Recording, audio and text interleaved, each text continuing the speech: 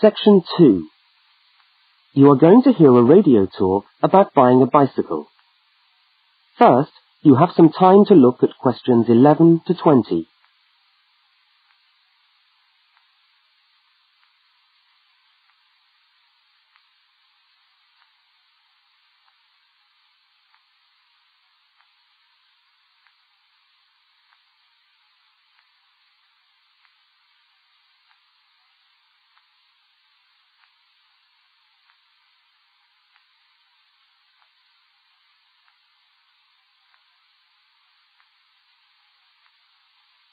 Now listen to the first part of the talk and complete the notes by filling in the numbered spaces 11 to 20.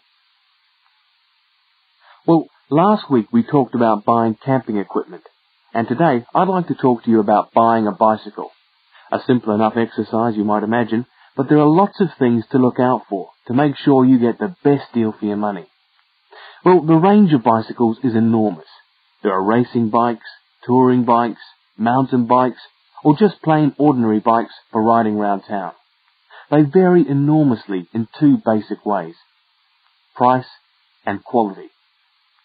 This means that the choice you make will probably be determined by the amount of money you want to pay, your own personal needs, what is actually available, or a compromise of all three things. However, in broad terms, you can spend anything from $50 to $2,000 on a bike, so you'll need to know what you're looking for.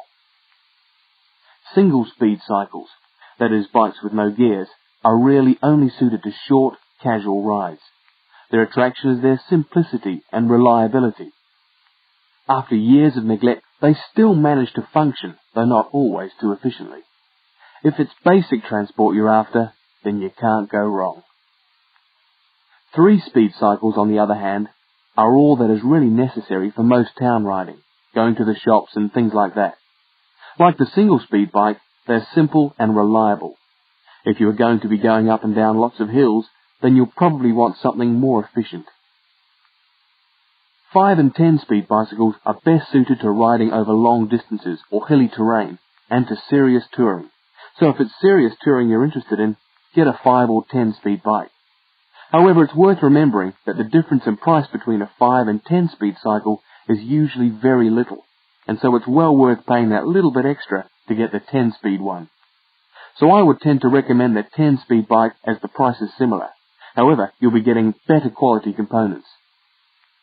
Now the next thing we need to look at is size. Buying a cycle is like buying clothes. First of all, you find the right size, and then you try it on to see if it fits.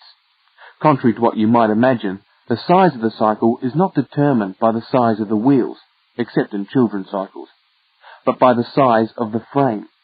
So you'll need to measure the length of your legs and arms to get a frame that is the right size for you. Well, that's all from Helpful Hints for today.